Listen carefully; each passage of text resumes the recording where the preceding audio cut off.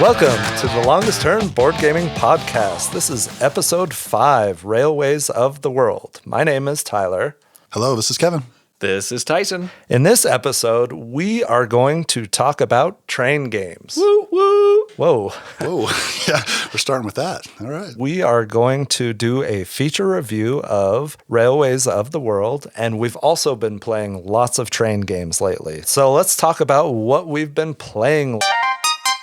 The other night, we actually did the trifecta Iron Rail games by Capstone Games. We played Irish Gauge and then Ride the Rails and Iberian Gauge. So we're going to talk about those for a minute. And all these have art done by Ian O'Toole, which they all look amazing on the table. They each offer a different experience. I'm going to talk about Irish Gauge a little bit, which originally came out in 2014. The designer is Amabel Holland. And like I said, the artist is Ian O'Toole. And this came out, the reprinted version with the Ian O'Toole art came out a couple of years ago. But this is a fairly generic train game. You're building rails in Ireland, and you only have 4 actions available to you. The game starts out with a stock auction where 5 shares of stock are auctioned off, 1 from each railroad line, and then it goes from there. So you have 4 actions available to you. One of them is to auction another stock off. One of them is to collect dividends, which is how you gain money from some of the cities that you've connected with the railroad companies that you're invested in. The other actions available to you are turning a town into a city, which helps you to gain more money during dividends. And then obviously also building railways. It's a really simple, fairly quick game. It was I think it was the first play for all of us. I don't know. What do you guys think? How did it go? It didn't seem like anybody was jumping at the bit to play it again. Yeah, I mean, I liked it, but as you said, it's a really simple train game. I don't know if there's a whole lot of depth to it or a whole lot of replayability. It's tough to say that after one play, but that's the initial impression I get. I did like it, though. I had a good time playing it. I did, too. There's not a lot of variability to the setup. So, like, you have trains of the varying colors start in the exact same location every game. The difference is, the part that I actually really like is the difference of, I think, all of them is you have this dividend option. You can create cities that have a specific color, so black, white, or pink, and these colors are going to define what cities they are. And what's really cool, I thought, about this one, the main thing that I enjoyed about it was the fact that you have a bag full of these cubes, and you can take one of your 4 actions is to what is it? Dividends? I can't remember what the action is specifically called, but you can make the cities pay based off of what rail lines are there. So basically, I'm going to draw 3 cubes out on the board, and I'm going to put it's going to either be a combination of black, white, or pink. So it could be all blacks or all of the different 3 colors. But what I really liked about that was the whole fact that it determined each time that happened which cities were going to pay. So you want to diversify what your cities are so that you can maximize the potential payouts. Or you can take a chance and just, go with 1 or 2 colors and try and get lucky and get big payouts, right? And ideally, you're trying to get stock in each of the railroad companies. And that actually hurt me bad. There were, people are auctioning off stock and everybody's spending their money. And then at one point, I was the only person left with money, but I couldn't afford the cheapest stock. So I ended up having only 3 stock certificates at the end of the game, and it showed in the scores. Which I do think creates an interesting dynamic, because essentially I can make you think I want to invest in a certain trade, like stock option, and I can, on my turn, initiate an auction for that. And I can bid it up and make you spend a lot of money so that it basically forces you out of any other stock bidding throughout the round, which I thought was fun because you had the option to be like, oh, well, I didn't actually care about that stock. Really, I wanted this one over here. And now I'm the only one who can get it. You bid it up. Yeah, that I was going to mention that. The auction, I think, was the most interesting part of the game to me. And timing when you purchase stocks, and like you said, Tyson, bidding up stocks so that you know that person can't buy stocks in the next round. Is it the dividends when you get money? Yes. Okay. So there was one time when I was going to do that. Right. And I'm like, okay, I'm in a perfect position now to buy this stock because nobody else can afford it. And then you, right before me, like a jerk, did the dividend. And you were planning that. You saw it the whole time. I saw it happening, right? but it was. And I was hoping you didn't see it. But yeah, and all of a sudden everybody has money, right? So it's like I can't do. But that's a choice I have to make too, because exactly what you just said, Kevin. Now everybody has money, right? So me starting that dividend didn't just mean that now I have money. It means that you still probably want to start an auction for that. And you had the most money in the previous round and you hadn't started one. So you theoretically would have more money than anybody else if you're playing active. But I wasn't able to get the stock for the lowest price. Right. So it was going to be bid up. That's an interesting part of the game. I agree the auction part is the best part of the game. There was one other mistake I made. I started expanding one of the rail lines a little bit, and then I was like, oh, I could hit all 3 of the hub cities or the major cities, which then gives you a dividend of $12 or whatever, right? However, because I had expanded down to a couple other cities, there now were not enough limited trains to get to all 3. So it was the double whammy, that and then not being able to buy a stock after everybody else had bought one before the next dividends happened. I didn't end up with a lot of stock. It was still a fun play. There's not a lot there. It's a fun experience. I'm not sure if I'm going to keep this one in my collection, but it was a good start. I mean, it was a little bit of a slow start to the night, but we picked up steam after a while. I see what you did there. So the next stop that we're going to is Ride the Rails, right? Right. How many train puns can we get into this episode? We got a few coming. Ride the Rails. Ride the Rails is the second game in this Iron Rail series from Capstone Games. This one is designed by John Borer, and obviously the art is, again, Ian O'Toole. This one, I think, I like the looks of all of them, but I think the box art on this one stands out from the other two because it's orange. It's orange, yeah. So it stands out. And this one, I think, is slightly different than either of the other two that that we've talked about or will be talking about, in that on this one, there's a pick up and deliver mechanic going on in this game, which I think is the defining difference between them. They're all of these are going to be you're placing rail lines on a board on a map. What's cool about Ride the Rails is that this comes with a map of the United States, but you can also get a map of Australia, Canada, France, and or Germany. So this one has, I think, a little bit more potential for mixing up some things. But the gist of this game is every round, every player is going to get stock in a rail line. Sounds like the other one, except this one is guaranteed. There is no bidding. There's no auction mechanic in this one. Instead, everybody by default is going to get it. But only a certain color of rail line is available from the beginning of the game. So in the start of the game, first round, it's a red or blue train. And after 6 rounds, all the trains are available, and the 6th round is the end of the game. So when that happens, everybody checks how much money they have, and the game ends. The overall objective is have the most money. And to do that, you have the ability to take these people in different cities and let them ride the rails. So the more hobos. Yeah, Tyler kept thinking that these were hobos, which doesn't make any sense because how are you making monies off of somebody who is hitching Well, the they ride? generate That's actually a good income point. for the local communities that they travel to. The hobos do? Yeah, I mean, a little bit. That's true. Government support. They're not paying for tickets. Okay, well, I still envision hobos riding the rails. It does have a little bit of a vagabond kind of a vibe to it. Maybe that's an expansion idea. Ooh.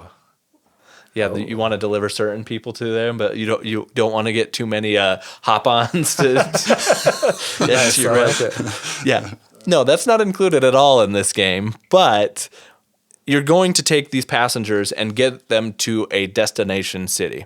And the more rail lines that you go through, the more money that you will collect individually. However, the interesting part is that you have stock in different colors of rails, and you can ride any rail that connects, and regardless of rail line and if you have stock, but every color that you go through, anybody who has stock in that rail line is going to get a payout as well. So you have to make the decision of, am I going to go as far as I possibly can to maximize my money output, but also potentially pay out other people on these rail lines? And there can be up to 2 people on one hex, right?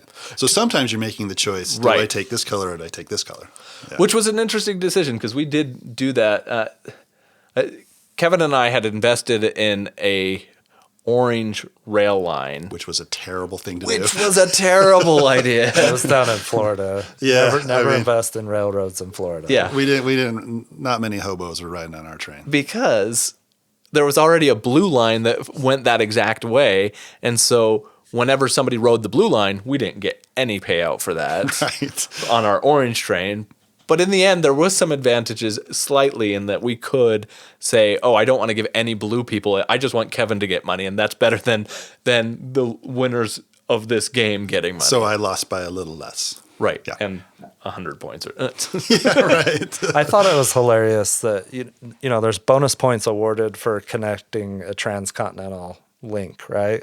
And we started building towards that, and then nobody wanted to give anybody the away. bonus points. So, you know, the railroad that started on the West Coast just kind of moved south after some squiggly circles. And I mean, it was hilarious that It was funny, but kind of weird at the same yeah, time. it's Right? like, man, we can't cooperate enough to complete a transcontinental Yeah, railroad. and I thought that was an interesting part of the game where there's a little bit of cooperation. There just is. a little bit, because we were working together, me and Tyler, slightly. Until you backstabbed me. Did I and bet? Well, that's Went, that's went, fun to do, right? Went somewhere else on your last turn after a little bit of quarterbacking from Tyson.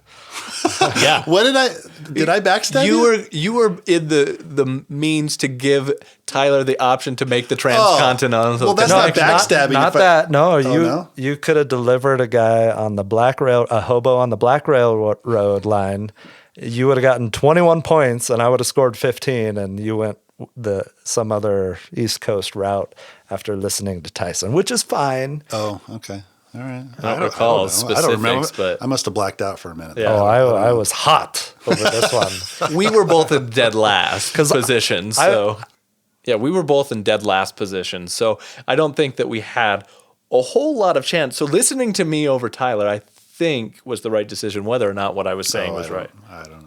I don't know. Ben ended up winning. You did. He did. He But did. it was, of all the three, and we'll talk about Iberian Gauge in a minute, I enjoyed the play of Ride the Rails the most.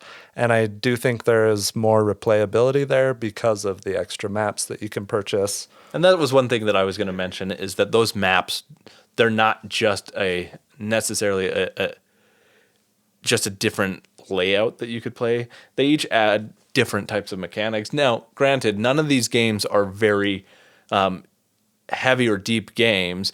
Each of them have a one paper rule sheet that is double-sided, and so they're pretty quick and easy to get into, which is a nice feature about them, I think. But I did like that you could have the different maps for Ride the Rails, which allows you to get slightly different experiences here and there. And it's by far the biggest map of the three, right? And it does look. We've talked a little bit about the E&O tool art and how it looks. I just think it just looks gorgeous on the table, and is more trains get put out there. It just is interesting. Yeah. I love the look of it. And generally, train games do not have great art. I mean, look at 18xx games, and they're kind of hideous, right? I mean, Yeah, they're not known for that. yeah. It's not their strong point. Yeah. This one had a little bit more to it than Irish Gauge, but I agree. Still not that heavy of a game. It was pretty quick to pick up and play. Yep. Well, the third one that we played is Iberian Gauge. So similar to the other two, Iberian Gauge had art done by Ian O'Toole. It is designed by Amabel Holland, and it plays 2 to 5 players, or 3 to 5 players actually. So Iberian Gauge, similar to the other two, it's a pretty simple game. It just has 2 sides of a single sheet of paper worth of rules, easy to get through. The way that it plays is, to start off the game, you have 5 different railroads. And this is the only random part of the game.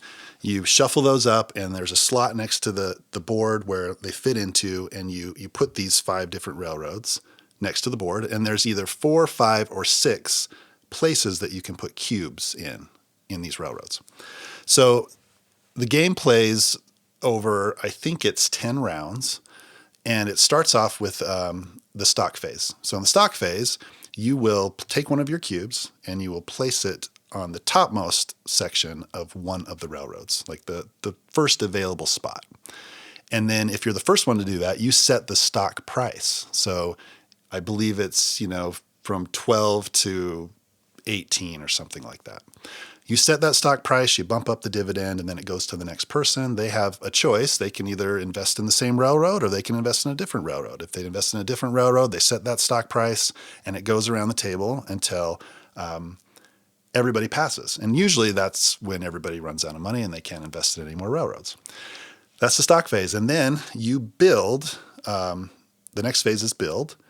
And what's interesting about the game is when you purchase stocks, it goes into the treasury of the railroad. When you build, you take money from the treasury and you use that to build on the board.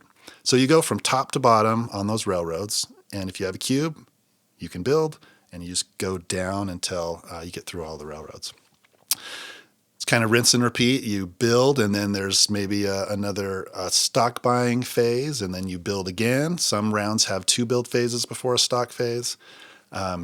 And you keep on playing until you get to that last build phase. Whoever has the most money is the ultimate winner of the game at the end of the game. That's kind of a quick rundown of the rules. What do you guys think of Iberian Gauge? I liked this one. So this is the only one of the 3 that I've played twice. I played this one twice, first at a 3-player count, and then this most recent time when we played all 3 in the same night at 4 players. That 3-player count game, I was really excited by everything. I loved the fact that you could buy into these stock options and then use the treasury money. And if you have it set up right where you're in 2 different train lines, in play order, you could funnel money from one train company to the other train company and then funnel it back for the next round so that you are continually getting this cycle of money, which I thought was really, really interesting. But that was at 3-player. I think we found the experience was a lot more tight and harder in a 4-player count. Yeah, there wasn't a lot of free monies to be had in the treasuries. We spent those pretty quick. We bought up all the stocks pretty quick, so there was for the most part, the train lines were not getting additional monies added to their treasury. If there's unpurchased stocks, then dividends go into that treasury. There just wasn't a whole lot of that in this game. And I didn't mention in the rules that the way that you're talking about kind of funneling money back and forth is when you lease tracks from another railroad. If you lease a track, then that money doesn't go back to the bank. That money goes to the other railroad. And that's how you're moving money back and forth. And I agree with you, Tyson. That's probably the most interesting part of the game. If you can get that to work out, it's interesting. But in our 4-player game, it just seemed like no matter what we did, we couldn't get more money into those railroads. And right? it didn't take much for people who weren't as invested in a railroad line to derail it. I see. Yeah. what treasury money we did have.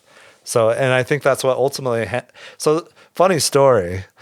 I was my brain was mush after working all day Saturday and then playing 2 games.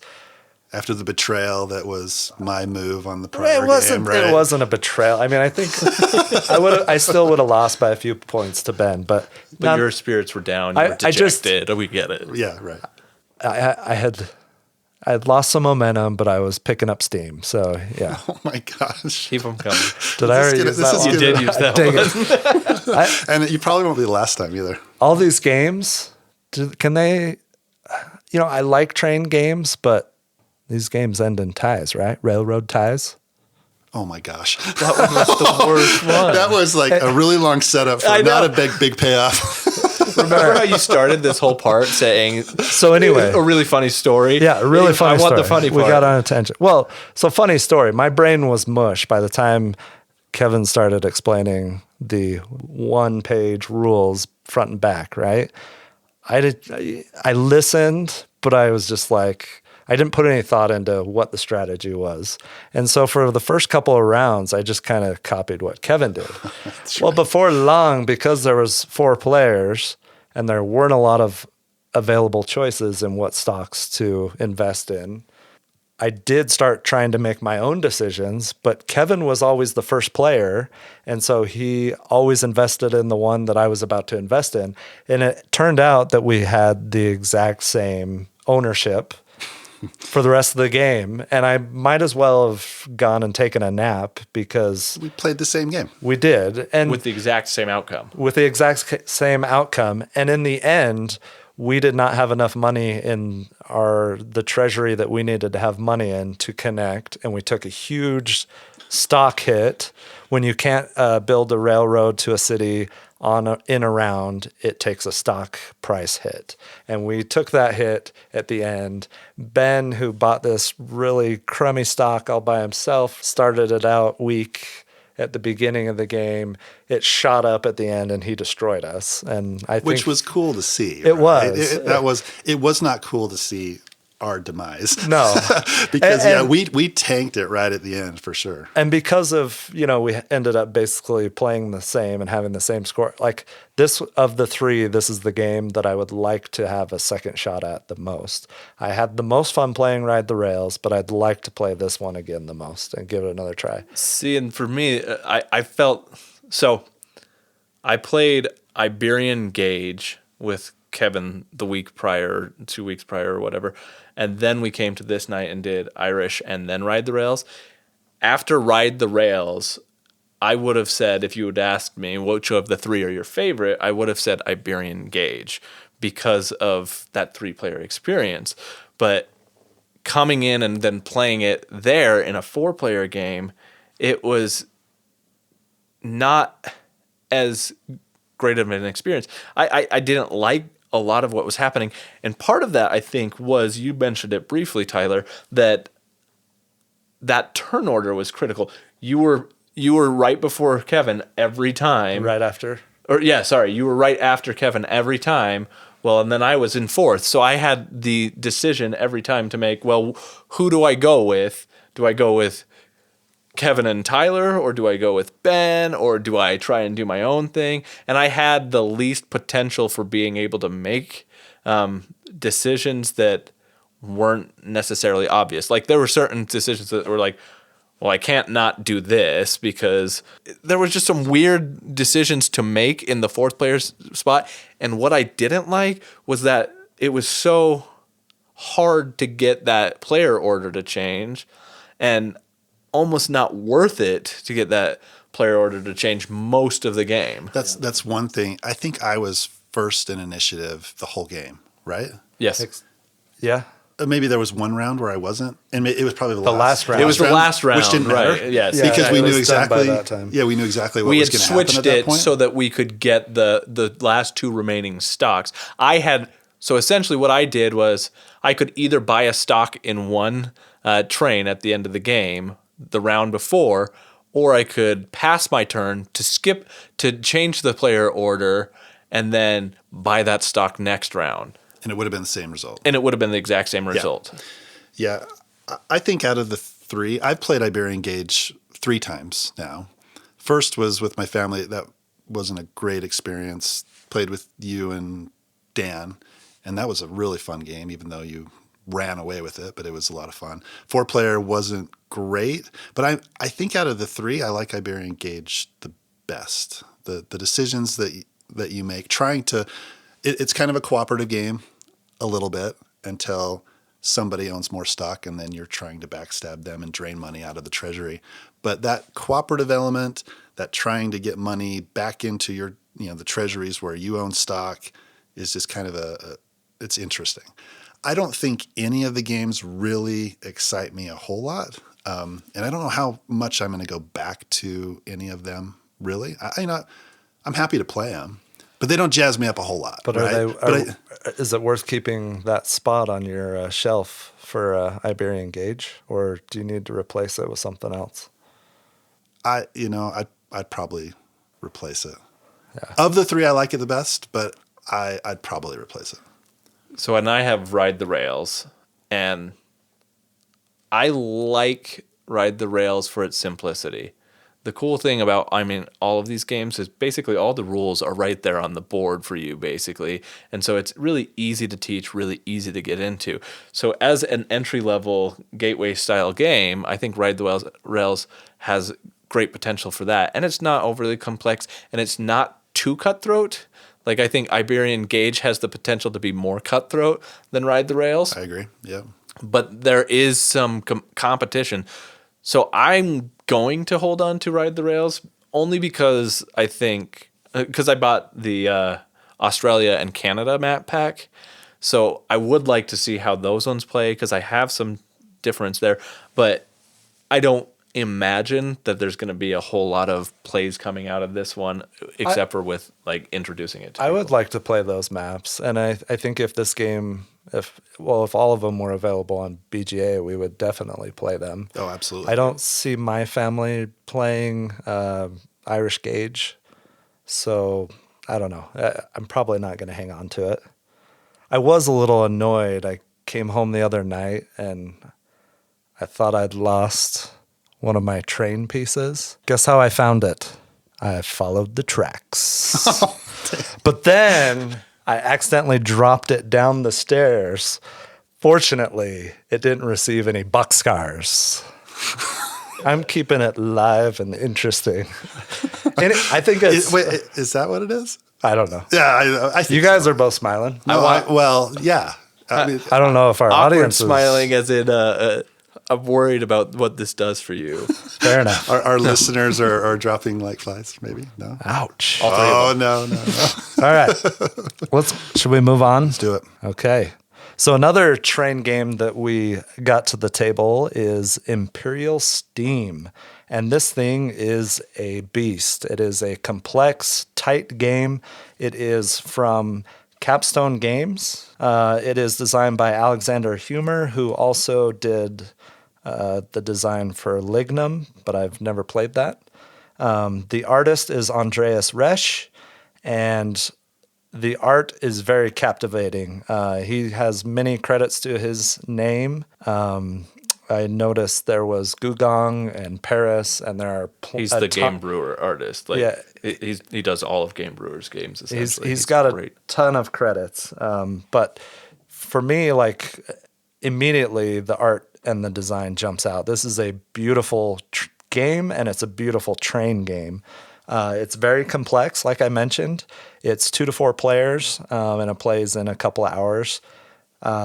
You and your opponents start out in the city of Vienna, and you are trying to expand your railroad network. You're doing things like hiring workers, building tracks, building factories, train stations, taking contracts, trying to attract investors, selling stock, buying more trains, upgrading your trains, lots of train game actions going on. However, because you all start in Vienna, it is very competitive. There are many paths that branch out from Vienna, but you are competing to get to cities first so that you can get various bonuses. You're also competing for slots to build warehouses so that you can deliver and produce goods. You can buy goods from a market that is very similar to the market in Brass. It's just very competitive. It's very tight. It can be very unforgiving. There are a number of things that I love about this game. One of the things that I find is really interesting is that the scoring outcome can completely change based on whether or not somebody makes it all the way from Vienna to, I believe it's Trieste, Italy. If a player reaches Trieste from Vienna, the scoring completely changes for the game. If no player reaches Trieste, then all of the contracts are ignored. Whereas if a player reaches Trieste, all the contracts are scored. If you fulfill the contract, you score tons of money, or it can be negative if you haven't completed some of them and you take a big hit. Also, the player that reaches Trieste scores lots of money for their railroad network and all the links that it took to get there. Plus, the players who didn't reach Trieste in the end game scoring have to lease the tracks of the player that did, or the players that did, whatever the closest possible route is there from their closest city. They have to lease those tracks and pay money to the player that reached the city of Trieste. Whoever has the most money at the end of the game wins. That's a lot. The game's a lot. Yeah, it's a complicated game. There's a lot going on, and it's one of those games where you kind of just have to suffer through your first play. I taught this game. I tried to explain some of the intricacies of it. You really have to just experience it to see how the scoring works out and how valuable some of the actions are. One thing I do love about it, though, is you're planning ahead a little bit, and money is scarce in this game. All resources are scarce. Everything's scarce, and it's a tooth and nail fight to try and build tracks, but also trying to figure out, how am I going to get my next cash inflow? Am I going to sell my stock to the investors, but then take a 10% hit per stock that I sell at the end of the game? Or am I going to be able to deliver a good to a hub city? You're also trying to increase your reputation so that you can hire workers in certain cities and gain other benefits. There's a lot going on in this game. You really just got to suffer through the first play, I think. If nobody reaches the city of Trieste, then the scores are in the 1s, 2s, 300 range. If someone does reach the city, then they jump up into the 800 or 900 range because of the contract scoring, because of some of the other payouts that happen from other players. I don't know. What did you guys think? I think you suffer is that's a very good word to describe what you could experience as a first play for this game. You mentioned the discrepancy of scores, that it can be pretty high if somebody gets to Trieste. That's how it was in our initial play. So Tyson and I, we were kind of at the bottom end there, and you and Ben were at the top end, right? So I think we were around 150. You guys were 700 range. I did not play optimally. Not even close to optimally, and it's tough to do it in an initial play. And I've sucked that bad playing other games, but the score has not been that big, right? So it was a little deflating. Again, didn't play optimally, but it was a little deflating having such a difference in score when I didn't feel like I played bad enough to necessitate that difference, right? So I think for me, and I've done a lot of reflecting on this because same experience as you, Kevin. I had the same, I think you even beat me. I think I was 144 and you were like 152 or something like that, right? Yeah, we were pretty close. We were close to each other, but we were super far from everybody else. And upon further reflection, and one thing that if I were to play this again, I would have the understanding of is that some of those point scoring opportunities in the end game can be one thing. You fulfill one contract more than somebody else, and that literally can be 200 to 300 points more than somebody else. Right. That's just one thing. So in my head, I had to come to terms with this whole concept that you didn't do 700 points better than me, Right. Tyler. Like Absolutely not. you did a couple of things better than me, and it resulted in a 700 point difference. But that is exactly what Kevin said, deflating when you don't really wrap your head around that. Thing, right? Because the game is still like, it's still, every other game I've ever played has this, like, you're a lot closer in points essentially. So like, if I see that I have a score difference of hundreds and hundreds of points based off of my experience with every other game I've played, that means I suck at board games, essentially. Yeah. But I think it's really interesting because Ben got off to a rough start, and I was starting to feel bad for him. You know, I taught it. I want everybody to have fun, right? And there was a round where you bought at the market a good that he could afford that he needed to build another track. And by buying it, it made it just barely too expensive for him to use. And so he got delayed on building a track yet another round, and I was feeling really bad for him.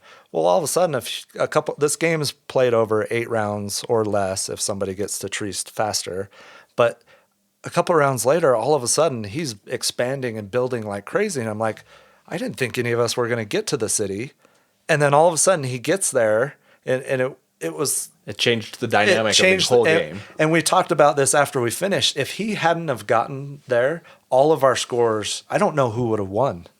No, it would have been a lot closer. They were all... We would have all been like 1 to 200 range. Right. Right. And I think it's really interesting. I think you could play it different ways. You could just load up on tons of contracts, which attracts investors and lets you sell your stock at a higher price, hoping that nobody makes it to Trieste.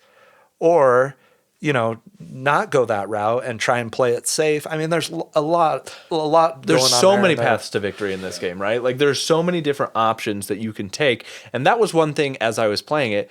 The whole game, I felt like I was having a good time, even though I felt challenged every step of the way to feel like I do not have enough resources to be able to do anything that I want to do. How do I figure out and make this puzzle work for me so that I can do the next thing that I want to do? And that was really interesting, and I liked that a lot.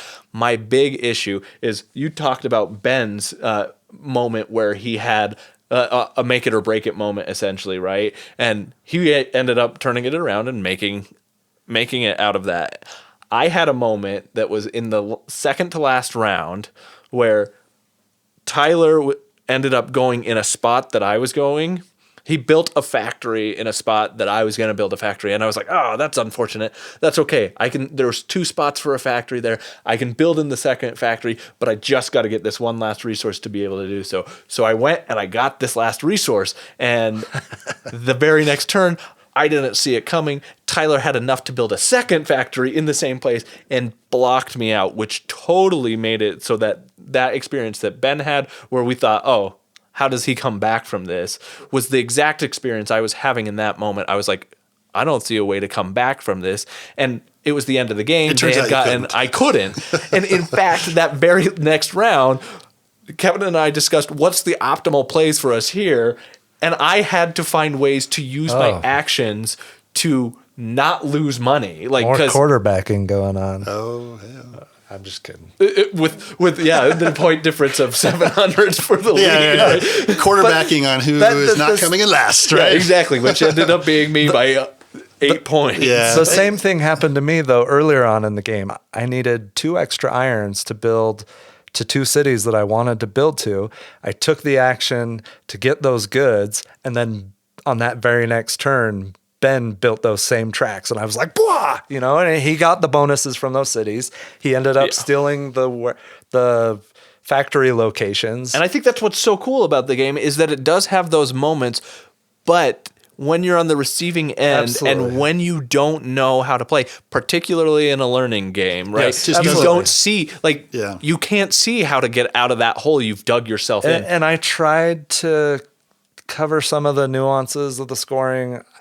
I don't know that you can't can do that. Well, it's not. That's like, one of those I games watched a you just video, have to play. I listened to your rules explanation. I asked questions. I even asked a question specifically about what are your typical point ranges, and you gave a great answer. I just didn't realize, You don't like I didn't know process until it. you've played Yeah. the game, Yeah. right? It's a very tight game. Resources are tight. It's a very unforgiving game, like you mentioned.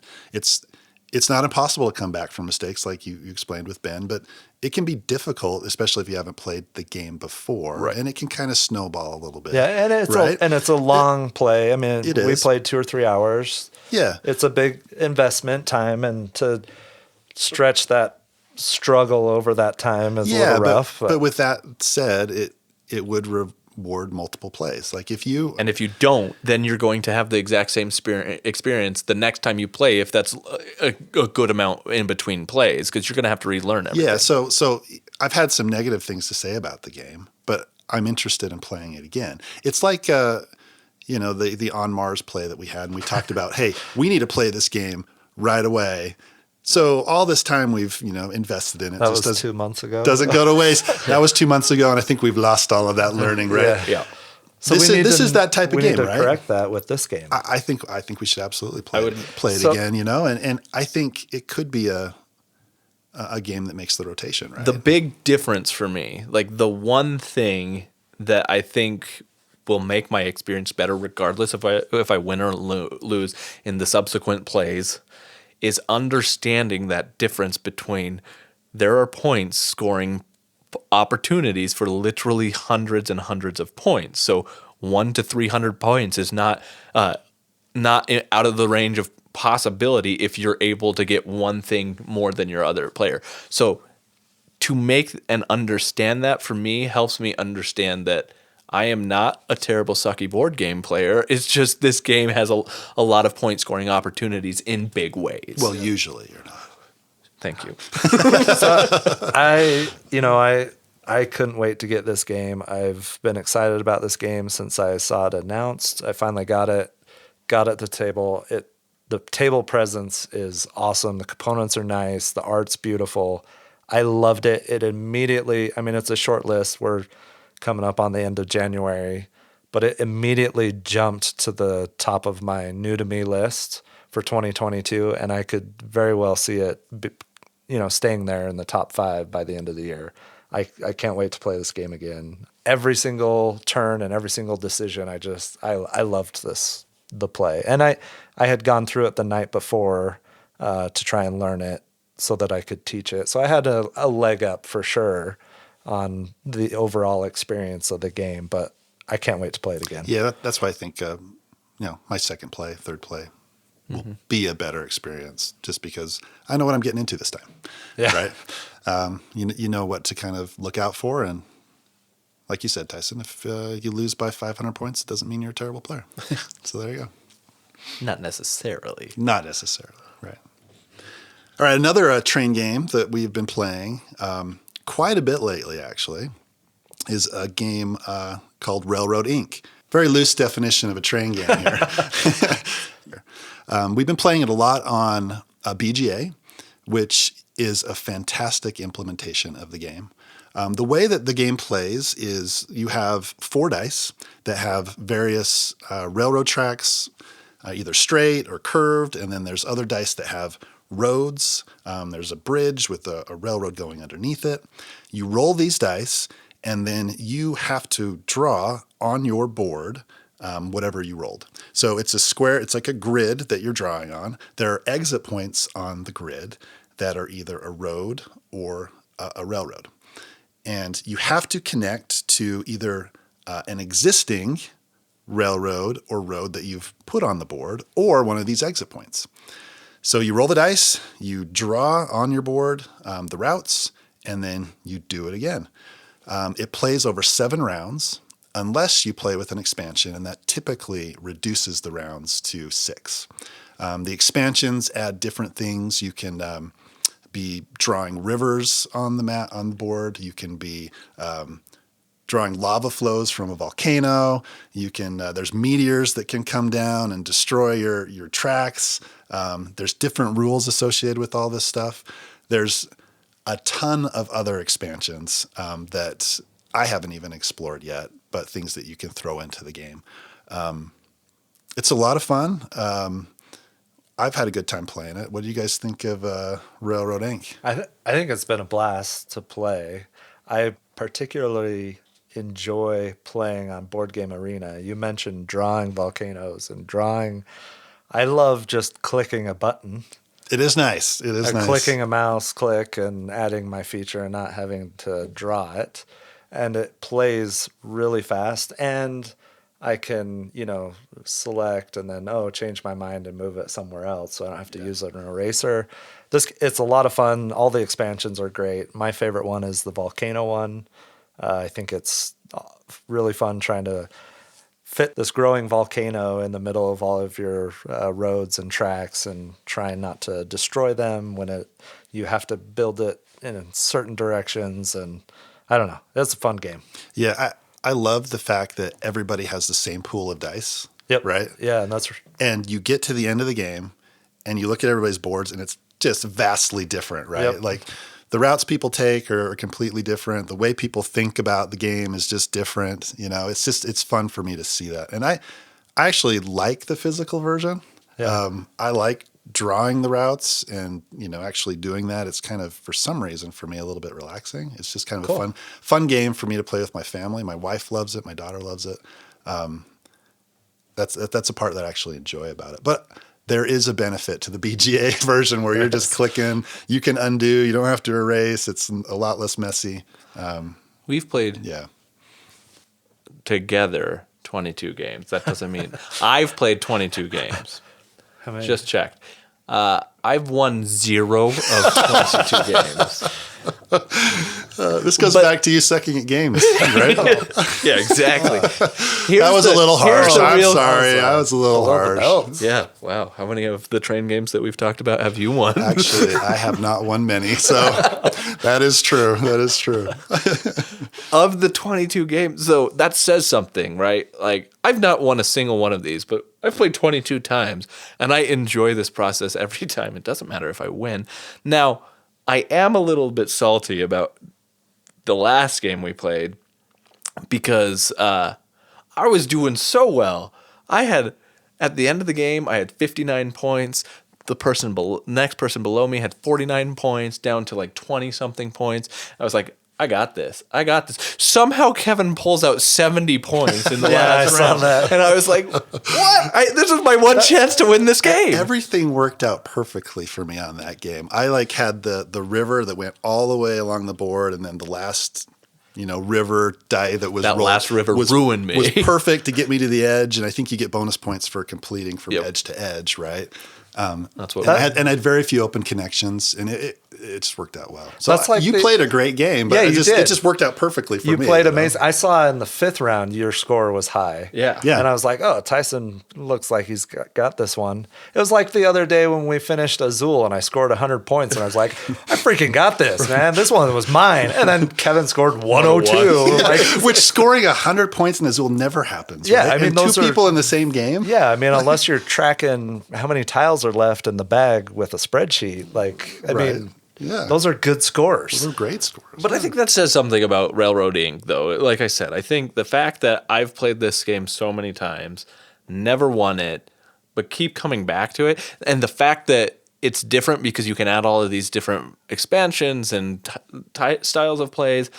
I like that about that. I think my favorite, though, that we've played is the Meteor one. I like that one a you lot. like that one? Yeah. That one is fun. It's cool how when you end a route in a Meteor, it gives you points. Right? Yeah. It's just a different dynamic, right? That was the same thing, but the last time. The last one we played was a Meteor one before this River one. And I was doing so well on that one, too. And then Tyler ended up coming and making, millions out of his meteorite. So I played the volcano one a couple times where I was thinking we were playing the meteorite one. So I was trying to end some of my stuff into the volcano. I was like, wait a second, I'm not getting points for this. So since then, I started winning the volcano. You've been doing a little bit better. I have, yeah. I don't understand why these railroad and road companies are investing in building so close to volcanoes and meteorite locations that thematically that breaks down a little bit, doesn't it? Yeah. Yeah.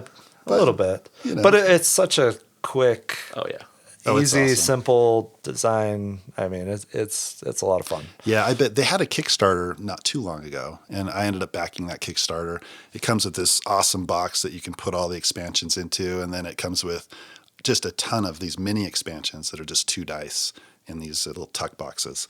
And I've explored those just barely, right? Maybe 1 or 2 of those expansions, and it completely changes the game.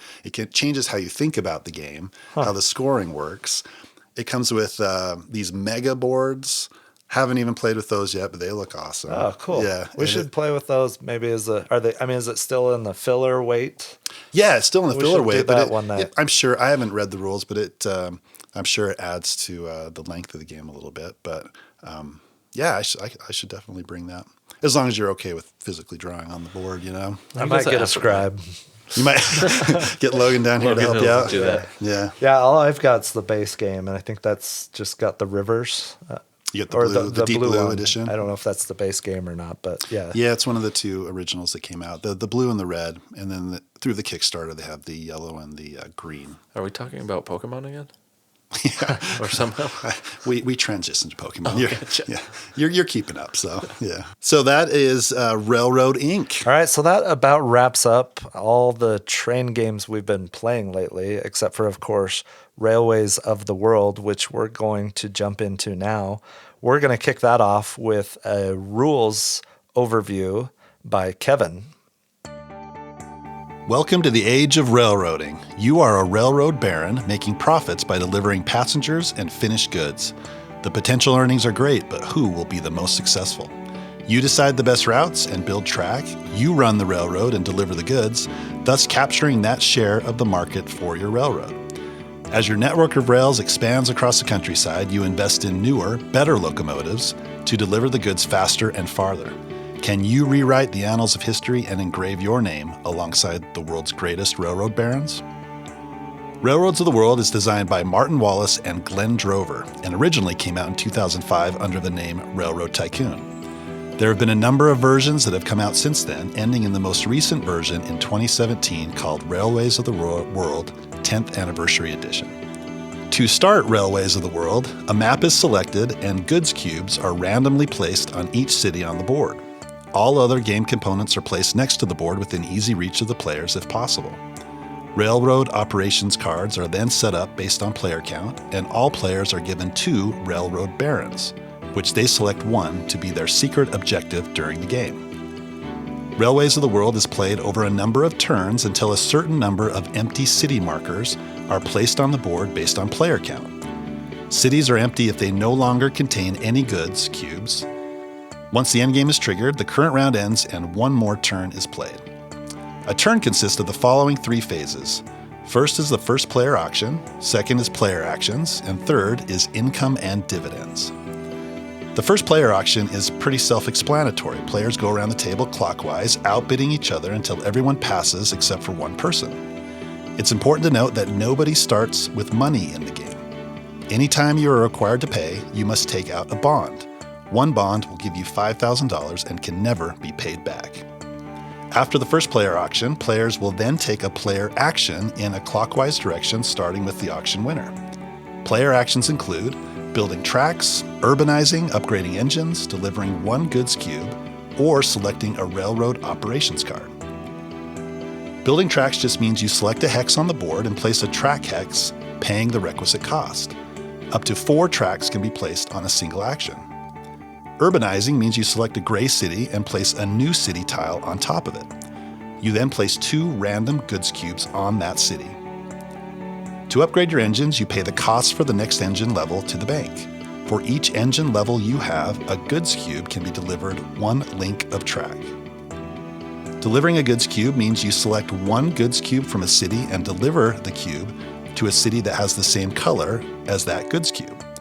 You can deliver a cube up to as many track links as your current engine level. Your scoring marker moves 1 space on the income track for each link you deliver. You can use other players' links to deliver the cube if you would like. For each borrowed link, the player you borrowed from gets to move 1 space on the income track. The final action is selecting a railroad operations card. There are a number of different cards in the game, that will allow you to build track for cheaper, get additional points for deliveries, or place additional goods cubes on the board, for example. The third step in a turn is income and dividends. After all players have taken 3 actions, everyone will get income based on where their player marker is on the income track.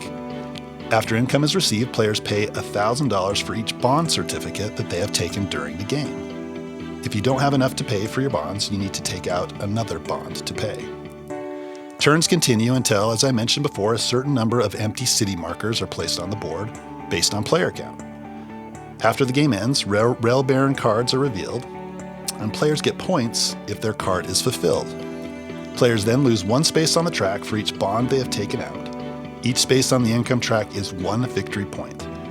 Whoever has the most victory points is the winner. So that's a brief overview of how you play. Let's get back to the table and see what we thought about Railways of the World. Thanks, Kevin, for the rules overview of Railways of the World. We've been playing this a fair amount lately. I think one of the first things that comes to mind when we played this was the production of this game. Kevin has this game, and he brought the big box version that Eagle Griffin put out that has like this beautiful like box, and all the board is great, and it's got so many nice little components that the production in this game I think is like any other Eagle Griffin game, top notch. I think though there was a couple of things about the production that don't necessarily work perfectly, and I don't think that's a product of what existed. I think that Eagle Griffin was trying to keep essentially the game true to its original form, but I think that some of the issues I have, so in the game you have the major line options, and they're connecting one city to another. But if you don't know where those cities are geographically, because this is Railways of the World, there's a lot of different maps you can play in this game. If you're not familiar with a territory, it can be really hard to be like, wait, where is this city and where is the city it's supposed to get to? It doesn't intuitively necessarily make sense to me. And there's no like symbol on a city that is a major line city. And that was one of the production issues that I saw with this game. There may be letters on the board that match up to the city, but but it's not. It doesn't stand out. It doesn't stand out at all. And there's been, I think, a lot of people who have made things that you can place on those major cities to identify them. So you actually put them on the board, similar to the empty city marker type of things. So you can have a visual representation of what those major lines are, and that. It's kind of a shame that doesn't come in the box, because I think that would have been agreed. Money well spent, and I would have spent a few extra bucks just to have that.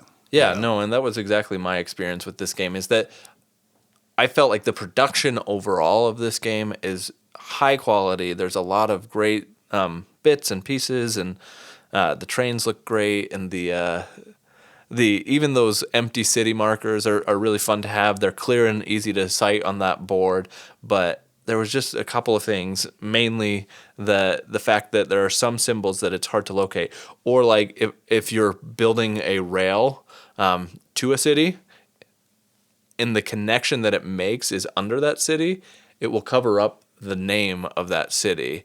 So it's hard to sometimes see what names of certain cities are, and those can get lost. You can lose track of a city. So this game has I should probably step back a bit and just say that like the boards on this game are ginormous, right? Like you have sprawling boards, and like depending on what you're playing, if you're playing the Eastern United States board or the Western United States board, this game is huge, and it can be super hard to see across the table to see where they are in the first place, but then you hide a name of a city under it, and it becomes really difficult to see. No, the boards they're big, they're beautiful.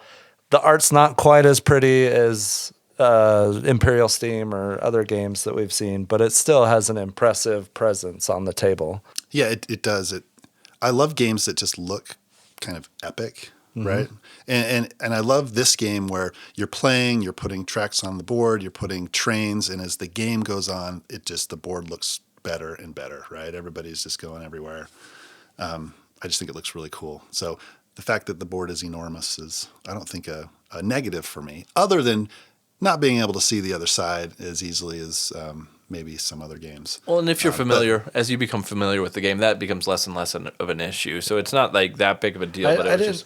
Yeah, I didn't feel like that was an issue in this one. And we've played other games like Praga where not being able to see the other side of the board is it impacts your gameplay. Yeah, and I didn't feel like that in this game at all. Yeah, because it's just a sea of hexes. Yep. Right? And between cities. It's easy to pick out Yeah. what's available as far as routes that are still open. And I like that. So each hex can have different symbols in it. So if it's a river, it can have a little water droplet symbol, or if it's a mountain terrain, it has a little kind of stone circle symbol in there. And I like the simplicity of those because it doesn't detract from that artwork. You get to see that whole topographical artwork, and I think it's a really well done, kind of true to form artwork that has been done that makes it so that yes, there are a bunch of hexes and it is a board game, but it's also like it looks like a map in a good way. No, I love the fact that they have the water droplet and then that little circle. I've played games that have a similar things on the board that don't have that, and it drives me nuts. Have you guys played Babylonia before? It's a great game. It's a Reiner Knizia game, but trying to distinguish what is a river and what is not a river, if you've played it, you know what I mean. It's terrible. You play it a few times and you kind of get it, but that first play, you're like, well, can I build there? Can I put something there? It drives me nuts. But this one is very clear. It's very clean, and it was just a simple way to show what that terrain type is. Well, even Irish Gauge that we talked about earlier has some of that. Like there was just a couple of spaces that, can I actually build here? This looks like it's water, right? And so it was a question, and this doesn't leave any questions. Railways of the World doesn't leave any question as to what terrain type you're going to build on. So, yeah.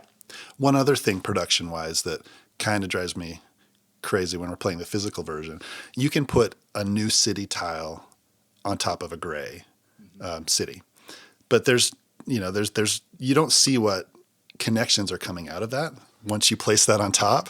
So you're like, can I actually go there? You got to pick it up and you got to look there to see if you can actually get into the city or not. Small gripe, right? But still, it's like once you get all that stuff on there, you got to kind of unpack it a little bit and see what's underneath. And I understand why they did that one for the sake of, because like not every city is going to have the same types of connections to it. So you can't like make a standardized one. But I understand why it is problematic in that, similar to covering up the name of the city, it takes it so that you have to move some component to be certain.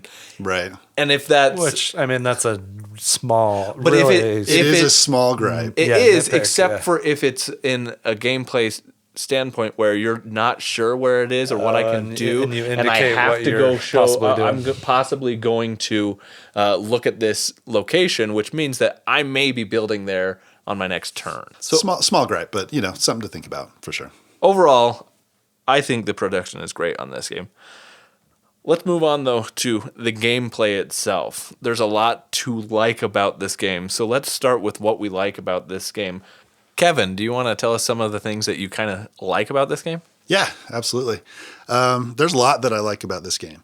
I think my favorite part of the game is the variable setup of the goods cubes. So to start the game off, every city gets a certain amount of goods cubes based on the player count, right? So you randomly take these from the bag and you put them on the city. Once that gets all set up, I think it's fascinating to look at the board and to kind of start planning what you think your long-term strategy is going to be. That could change depending on what people do, and it does change very frequently. But getting that planned out in my mind is just super interesting to me. If there's a lot of blue cubes over here, for example, and there's a blue city, I'm like, okay, I think I'm going to start there. And I got a lot of delivery options, for example. Or you get bonuses for delivering to certain cities first. I'm going to go, I think I'm going to go down here first, and then this major connection is kind of close there. I think I may try and work towards that. And there's lots of stuff I can deliver in that section. So kind of figuring that out when the game first starts is it's fun for me to look at that. And especially when you're at the physical version and you see that big board and you're just kind of studying it for a while. Yeah. It's just fun. I like because that random setup essentially makes it so there become optimal plays, Yes. which feeds in that very next thing. One of the things I like about Right. the game is that you have that auction, and this auction it's great, and it's slightly different than other auctions. I mean, it's an auction as is normal, but particularly that first auction, because you have no money at the start of this game. Nobody starts with any money whatsoever, so you can go ahead and start bidding money you don't have at the start of this auction Just to go first. just so that you can go first. But by doing so, you're saying, I'm going to take some bonds, potentially multiple bonds, so that I can have the optimal first start play because of that randomized setup. And I think that's so cool. Right. Because it now means that, okay, how much am I willing to sacrifice at the start of the game so that I can get some of these best things early on in the game to hopefully propel myself forward throughout this game. Because you can never pay those bonds back, and No. they are negative victory points at the end of the game. And they're paying every time. Yeah, they count against your income every round. Right. I like how the cards are different at the start of every game, and that changes up, what you're going to do and what you're looking to do at the start of every game. It's different. However, if you don't find that synergy or someone else beats you to it, it does get you off to a rough start, and it is hard to come back in this game. I think this, and we'll get into exactly some of the things that we don't like, but I think that is one of the things kind of foreshadowing, similar to Imperial Steam, where there are potentials where if you don't know what you're doing and you're new to the game, particularly if you're playing with experienced players, you have the potential where if you can't see those connections early on, it can be hard to figure out how to make up the steam. And sometimes make up the steam. Okay. All right. I almost missed that one. I know. Well, and depending on the variable setup, there could only be one optimal space to go, right? Right. One spot that has a delivery bonus that has a cube that's adjacent to it, right? There could be games where there's 3 or 4 or 2, but there could be one spot that's optimal, and that's what makes that auction so important. Like I think we've gone up to 7 or 8, thousand for that first auction. Oh yeah. and which Because is crazy, right? Because you have to take out 2 bonds. You're in the hole for 2, but if you get that first delivery bonus, I think it gives you like 5 to 6, to depending 6 on points what, to start off. Yeah. So you're making that up right away, but you got that negative. So it's an interesting decision. It absolutely is. I think, though, one of the cool ways that you can make up potential points that I really like about this game, and this is familiar to some of the other train games we've talked about already, but I think that Railways of the World does it in a way that I particularly like, is that similar to like Iberian Gauge or even Imperial Steam, where there's that kind of borrowing tracks that you didn't lay, this Railways of the World allows you to, at any time, use somebody else's track to complete a delivery or to do a partial delivery for. As long as that first track is yours, you can use whomever's tracks you choose, which can be really cool. Like the first game we played, I remember playing, and Dan just fed me points the entire game, and I was like, because of where I placed my rails, he had like no alternative but to give me some points, and that was really cool because I didn't have to do anything on his turn, but I still would make points off of it. Well, I loved one of the games we played on BGA right at the start. You built the leg that was needed to deliver a good for one of the bonus cards. And you built it, and I was like, sweet. I had already upgraded my train to be able to deliver 2 legs, and I stole it from you, and I was like, yeah, that was awesome. And then I don't know that you ever rebounded. No. And there was a couple other things that happened early on in that game. You played everything right on that. Like, you stole from me in that game so many times in the perfect way that it just shot you ahead so far, and it was the perfect place, game, right? But it also made me impossible to get back. But I couldn't help but respect the plays that were made, because I was like, I can't believe I didn't see that. That was fantastic of you. That was obviously the best decision you could have made. I really like this game. I think it's a lot of fun. The first game, I've only played it once on the table, and all of my other 5 or 6 plays have been on BGA. That first play on the table, it was an awesome experience. Man, did I get off to a crummy start. And I was trailing the whole game, but I still had fun. It was still fun trying to figure things out and still learning the game. And I couldn't wait to play it again. It was after we played on the table that we saw that it was on BGA, and it was like, yes! Yeah, I love that. I love that there are different maps. There's, we're playing right now in Mexico. We've played that a couple times, and it's a completely different game than playing the Eastern or Western United States. It's just a lot of fun. And it changes it up just a little bit.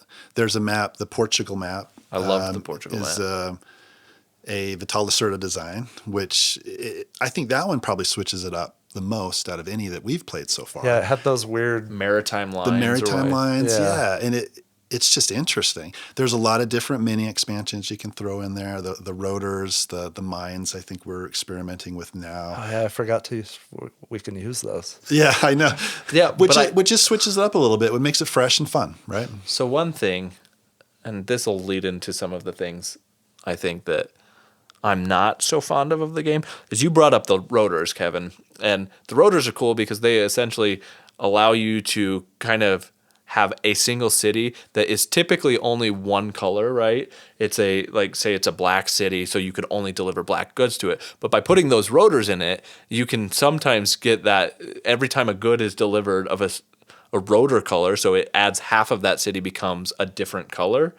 Every time a good is delivered to that city of that color, it ends up switching to a different color, which is, I think, really cool. My big gripe about it is the last 2 games that we've played, I haven't realized, every time I deliver there, it doesn't count towards the deliver 4 goods of a different type goal. Oh, it doesn't. It doesn't? I did not know that. I didn't notice that. And it's made it so that I'll deliver a good of a different type specifically because I want to achieve that achievement card or whatever it's called. But it sets me back a turn because apparently, even though a certain city is requesting a specific color, they're not officially that color. So by delivering that good, it doesn't count as delivering it for the card goal. I did not know that. I didn't notice that. That is a little bit of a bummer. And it's a small gripe, but it was enough that it set me back a couple of turns each time I've done it. I liked, there was a card in the Mexico game. Maybe this is in all of them. I don't know if I've seen the whole deck or not, but it lets you add a train to someone else's route. And anytime they deliver on that route, you get a bonus point. You milked that last game. It was awesome. I was like, and you delivered a ton. You had tons of opportunity to deliver to that city, one of the cities that was on the end of it. And it was awesome. It was and you still end up, you won. But you got a lot of points off of that. I did. And that kind of leads me to another thing I like about the game is those cards, the railroad operations cards are a lot of fun. And seeing what new card comes out for the following round and how that affects the auction, because it could be a really good card that a lot of people want, that's just interesting. Trying to get those cards to match up with your strategy. Like on the Mexico map, along the coast, there's a lot of water routes. So you can get that card that makes the water hexes cheaper, and it's only like 5,000 or 4,000 to go up the coast instead of 12 or 15,000. Right? I had one that let me build free on water, and it was I built my Straight whole up, yeah. and it was 0. Yeah, which is huge because money can be pretty tight, and especially if early you're in the borrowing game. those bonds, right? Because if you're trying to make those bonds work, but there's a trade-off there, right? So with those cards, you have to make the decision of, do I essentially sacrifice a turn to pick up a card?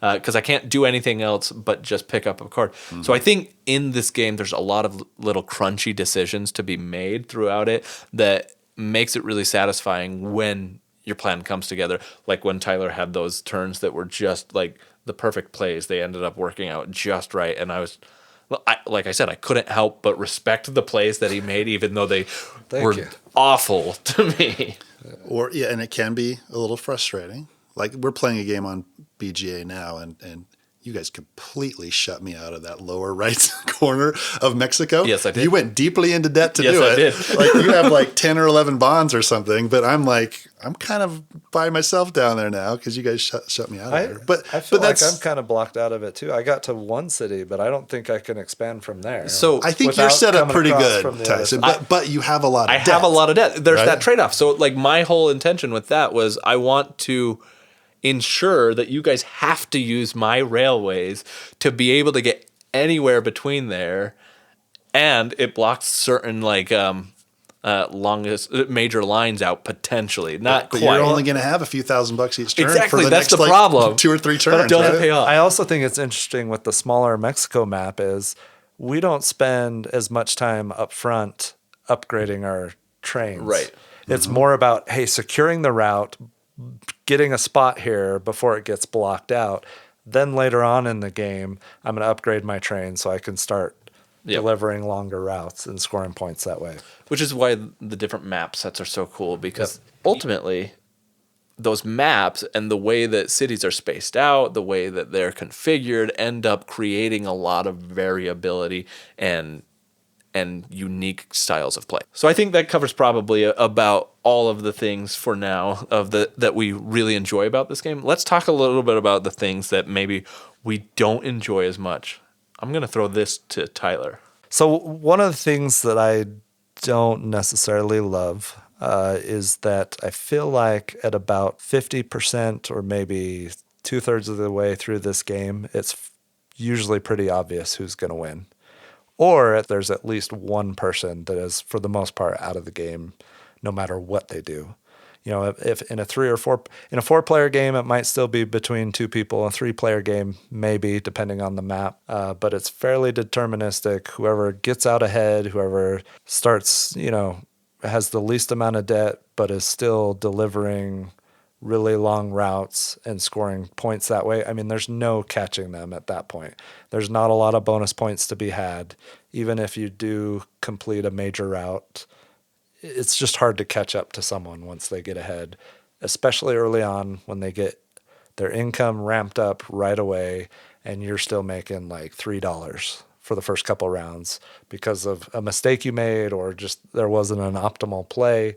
It's really hard to catch up. I can't think of a play that we've had that one of us was not eliminated from the game. Oh, that was no. I mean, by the midpoint of the game. No, I would agree with that mostly. The one thing that I would say counter to that slightly, I agree with like 90% of what you're saying there, is that the first game we played, you and I did not get any of the green goal cards at the start, and so we were drastically behind. And I looked at you and I said, I think we're out of it, essentially. And I said that multiple times. Oh yeah, you said there's no way I'm because coming back. I was like, there's no way I back. can get back from this. You made a great comeback. And I ended up winning, which made me feel terrible because I hate being like the complainer about it, right? We have all done that before. Yeah, I did that one time with Twa. I was like, man, this is the worst. And you guys keep stealing my dice, blah, blah, blah. And then I ended up winning. And I was And like, then you hang your head. And you're like, well, that was a less impactful victory. So, but I mean, and part of the way that you were able to do that, you built routes that then Dan was just exactly throwing you money. Or throwing you points left and right because he kept using your routes along the whole east. He had eastern to have given seaboard. me 10 to 20 different points throughout the game. Whereas I had no idea what I was doing initially. I went to Chicago and then I was trying to go. I was all over the place and didn't really have a plan. I had fun, but it was like, I had a terrible score. I think that leads into something that I don't love so much about the game is that first map we played was the Eastern United States. And I felt that way about potentially, like I was out of the game because that map is so expansive, right? I ended up building in New England, like most of my game was in New England area, and so I was able to make a lot of deliveries there. But one of the things I don't like about the game is the bigger maps in general. I think I prefer the smaller maps for the most part And it may just be a style of play thing, but for me, it felt like some of the choices that I got to do, like forcing people to use my lines, is less prevalent in those larger scale maps, or being able to interact with other players is less prevalent when you have so many vast options on these larger maps. Well, the problem I think with that first game is we played it 4-player, and that map is recommended for five or more, right? So I think I'd be interested to play with a higher player count on those larger maps to see. Obviously, there's going to be more activity on the board with more players, to see if if we're borrowing tracks more with the higher player count. I agree with you though that it's just such an expansive board that on that first play I was way to the left of the board going on those cities, and you guys were just doing your own thing on the other side, and I didn't do well. So I think you came on strong. I mean, you were second. You were right behind me. Was I right behind you on that one? Because you were. I remember I had more bonds than you in that one, and I had to find a way to stay at least 8 points ahead of you to be able to make up the difference. Yeah, I do remember that. I'm thinking of a different game, I think. Your network was set up that you were delivering 7 and 8 length. That's right. Goods turn after turn after turn at the end of the last few rounds, and there was no. One, yeah. I mean, I couldn't compete with that. Yeah. But I thought we played this. I set it up. I think we played a 3-player Eastern United States, and I thought it was a blast. That's the one I'm thinking about. Yeah. Oh, okay. Yeah. Because you guys were duking it out on the East I cut Coast across the Appalachians. Yeah. No, that's the game that you totally destroyed me in. Oh yeah, it was. That's why you thought it was. I was thinking it was Mexico. See, and I didn't love the Portugal map. I love the Mexico map. I've only played the Portugal one once. I didn't have as much fun with that one, but I'd like to play it again. This game's awesome. I mean, really small nitpicks. I mean, things that we don't like. Yeah, one thing that I don't necessarily like, or could be perceived as a negative, is those delivery bonuses. And we've touched on this already a little bit. They can be really powerful to start the game, and almost to the point where they're a little bit too powerful. Yeah. Because you're getting 6 points for one delivery, right? And if you get shut out of that, like you had mentioned, Tyler, that could set you back a little bit. Not saying you can't come back from it, but it almost seems like, I mean, it's a little too powerful. 6 points at the end of the game. If you get one action that does 6 points at the end of the game, is significant. Mm-hmm. But 6 points in the first 2 turns of the game, income for you. That's huge. Yeah. I do think it's funny in the current game we're playing in Mexico. There's a city that has a bonus, but it's a gray city. I know. And we all have the possibility of delivering to there. Who's going to put the new city tile there? It's kind of like when we were delivering hobos and Ride the Rails. Like, who's going to make the transcontinental link? Like, it's going to be a stalemate, and nobody's going to do it. Right. That is my prediction. Well, one of the cool things about the game is, and I don't know if Mexico does it, I can't remember, but there are cards that are different for every map. So and I think it could be Mexico, but correct me if I'm wrong. There is a card that you can get that will give you 2 actions back to back. And so you can I think that is Mexico. That's true. So there is a way that you could do that. So if that comes out, that's huge. That makes that auction so big. So it goes back to that auction for me where that could make and break it. So for going back to your complaint, Kevin, that auction in the first round can be really big. There are times where I think that it could almost lock somebody out of the game if they get last in turn order and can't make any of those deliveries and can't get any of those points. There is a potential for that. I think the more I've played the game, the less I feel like if you know what you're doing, you will actually get locked out of the game. But particularly if you're playing with people who haven't played before, there is potential to feel absolutely locked out of the game, similar to Imperial Steam. I like the auctions. I think that it's really cool. Honestly, I only bid 10% of the time. I know, it drives me crazy. Oh. Well, because he's always last. I'm always going to be last, or Kevin's always going to be last because you choose not to participate in the auction. I know, and that is an interesting part of it too. But right? If you're one person behind the winner, that's better than being last. Right. Yeah. So that Which is a consideration. I on the see bidding. that Kevin bids, and I'm like, well, there's not anything super exciting about going first in this one, so But I'm I can okay be with going second. Yeah, exactly. Which locks me into having to bid a lot. And then it's a bidding war between me and you, right? Which And then I'm in the position of, well, if Tyson wins, then now I'm second. Right, exactly. So it doesn't matter as much the money. Yeah, and I don't lose the money. But that does actually bring up one last thing. I know we're out of the things we like about the game, but this is kind of a thing I like and don't like. By the end of the game, money doesn't matter. This game is not about having money, except for money is the means to the end, right? So It's the second Machiavelli. tiebreaker. it's not even the first tiebreaker. Right. Like it doesn't. There was one game that we played, and Kevin, I think you had like $70,000 or whatever it was, and I had like 40,000, right? And I was like, well, this is ridiculous because he could just throw out $30,000 with no problem. So that auction was fun. Yeah. That was fun. That's like when you get to the end of your fantasy football auction draft and you've got like $80 to spend on a kicker. Right? Yeah, right. Okay, maybe not. Well, Maybe there's no fantasy football players here. I am a fantasy football Oh, player. okay. So I think that wraps up the things that we both like and dislike about this game. So let's go into our final thoughts of this game. I'll go ahead and start with my final thoughts of this game.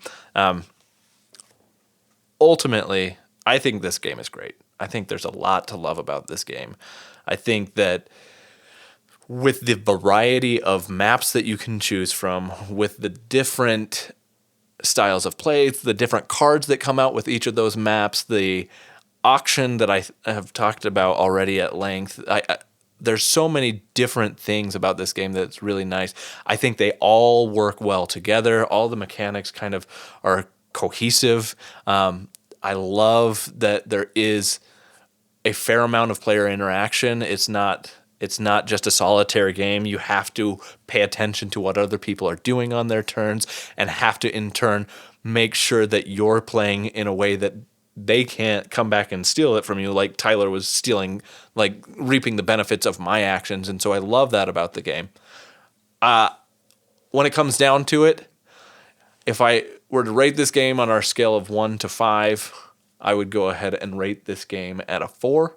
I don't think that this is the best game ever. I think there's a few things like we've talked about that can make this game a little bit difficult or not for everybody. The fact of it being you can get locked out. It often does feel at the end of the game where it's maybe down to 1 or 2 people as the potential winner. There are some things that make this game not quite a 5 in my book, but you put this on the table and I'm going to play it anytime that you bring it out. Yeah, I really like this game. It's a lot of fun. I love, like I've mentioned, that you see the board when the game starts. You have your plan and you try to execute your plan. People can get in your way, and they do, but it's fun to try and see if you can get that to work. It looks epic on the table. I love placing the tracks and the trains, and the operations cards are fun, like we've talked about. There's just a lot to like about this game. I don't think I'll ever turn down an opportunity to play it. If people want to play, I'm all for it. It's that type of game. That said, it's not without some of its faults, like we've talked about before. If I'm rating it on our 1 to 5 scale, I think I'd give it a 4 as well. It's not in that upper tier of games. I love it, but it's just not quite there for me. That is the rating that surprises me the most. I thought you might give it a 5. Yeah. But no, I second everything that you guys said. I don't disagree with anything that was really said tonight about this game. I enjoy playing it. It's a lot of fun. I love that it's on BGA so that we can play it more frequently. And I'm excited to explore the maps more. I'm excited for when you get Sweden. At some point, we need to figure out how to get Australia. I think that was one of the other maps. Yeah, it was. Yeah. And that same Kickstarter, which I'm kicking myself that I didn't take But that I one mean, as well, it's but Eagle Griffin, so I mean, you back a different game. We can hop on or Ben's Weather Machine Right. pledge and hopefully get some more maps. But you know, it's a great game. I'd also give it a 4 out of 5. So it sounds like it's 4s all around. We steamrolled that one. Ho! I mean, that's a steamroller. Choo That's choo! is that a train? Not, a steamroller is not a train, but I felt like Yeah, that's not even close to a was train, but Because we talked about train games exclusively in this episode, I just want to rapid fire rate these games. Not looking for an explanation. I just 1 through 5 number. We'll just go Kevin, Tyson, myself. All right? Are we okay with this? So we'll go let's do it. Irish Gauge. 3. 3. 2. Ride the Rails. Kevin, 3. Tyson. 3. 3 for me. Iberian Gauge, Kevin. 3, slightly higher 3, but still 3. Yeah, this is a 3 for me as well. They're all 3s, but different Varying areas of degrees 3. of threes. Maybe we should go to a bigger scale. No. It's also a 3 for me. Imperial Steam, Kevin. First play, 2. Subsequent plays, probably going up. Okay. Yeah, first play is 3, but I'm guessing I'll settle on a 4. If I could give this a 6, I'd give it a 6. Whoa, That's whoa, how whoa. excited I am about this game. And then Railroad Inc., Kevin. 4. I put that as 5. You think at 5? I think for what it is as a Yes, filler, exactly. it's a 5 as a filler. Okay. Yeah. Right? Yeah, exactly. It's not going to be the game that you're playing as your mainstay game for an evening, but it's a game that I will always. I've played 22 games, like I said, never won. And I will always play the fruitless, game. Okay. 22 fruitless games. Right, exactly. And you're still coming back. Exactly. Filler scale, 5. We've got If we're going- a score correction, ladies and gentlemen. All right. So, and then obviously we all gave Force Railways of the World. That about wraps up this episode. If you noticed, we did not discuss any 18XX games. I don't think any of us really have opened that can yet. I did back Shikoku 1889, which I am excited to try out. Hopefully we'll get that this year. But other than that, I don't think we have anything else, right? It's a lot of train games we talked about. That was a lot of train games that we talked about. Yep. And we've only scratched the surface of train games. Like, I think for me, before this, I haven't played a ton of train games. And so Yeah.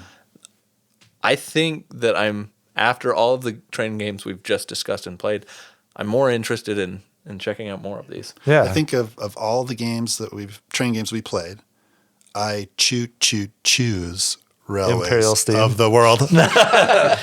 Brilliant.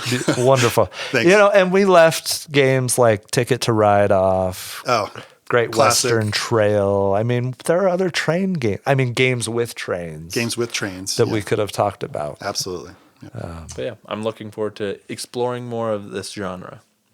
So that wraps up everything for us in this episode. We just want to say thanks for listening. And if you want more Longest Turn in your life, feel free to check us out on social media. We're on Facebook. We're on Instagram. We show pictures of all of the plays that we do there, as well as anything that we're playing lately that we haven't talked about on the podcast. In addition, we've been doing a lot of blogging on Board Game Geek. We've got a blog for The Longest Turn there. Go ahead and check it out. You can also check us out in our guild 3947. 6 members now, right? Yeah, we're keeping Seven. 7 members. We're keeping pace. Yeah. We also started a board game arena group, The Longest Turn. If you think we're idiots and you want to prove it, challenge us to a game on Board Game Arena and show us up. Or if you just want to have a good time, play with us on Board Game. Oh, If you have nothing to prove and that just came wanna- across a little intense, didn't it? But dude, just play a game with us. Yeah, you know? yeah, Just have, no, of just course. have fun. you know? Play to have fun and to win the game. But also you Correct. can show Tyler up. That's okay too. Well, we're all for that. Yeah, challenge Tyson to Railroad Inc. Yeah, because And you'll you win. If you will need win. a confidence booster. Yeah, if you need to feel better about yourself, play a Tyson and Yeah. Railroading. Well, I think that again wraps it up for this episode. We appreciate you listening. If you have any suggestions or feedback, please go ahead and give us. Reach out to us on Board Game Geek. Reach out to us. We have an email. The longest turn at gmail.com. That's it. That's a tough one. Thanks for listening. Goedenavond. See ya. Later.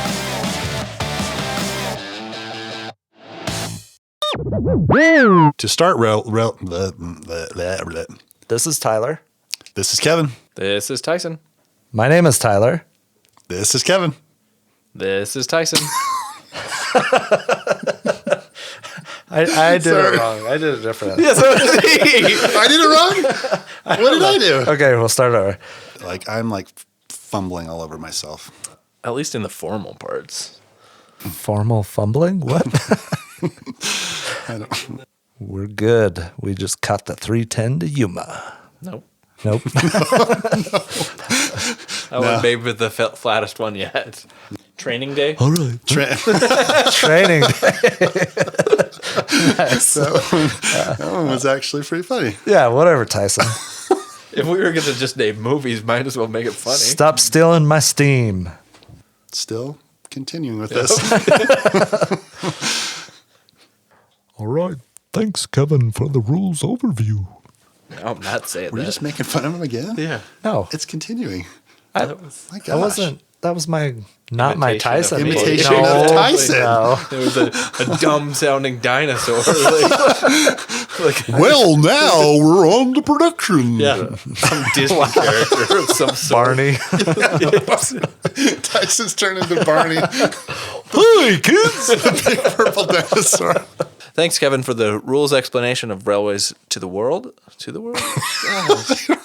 Railways of the world. If a player reaches Trista, is it Trista or Treast? I have no idea. Trista, dang.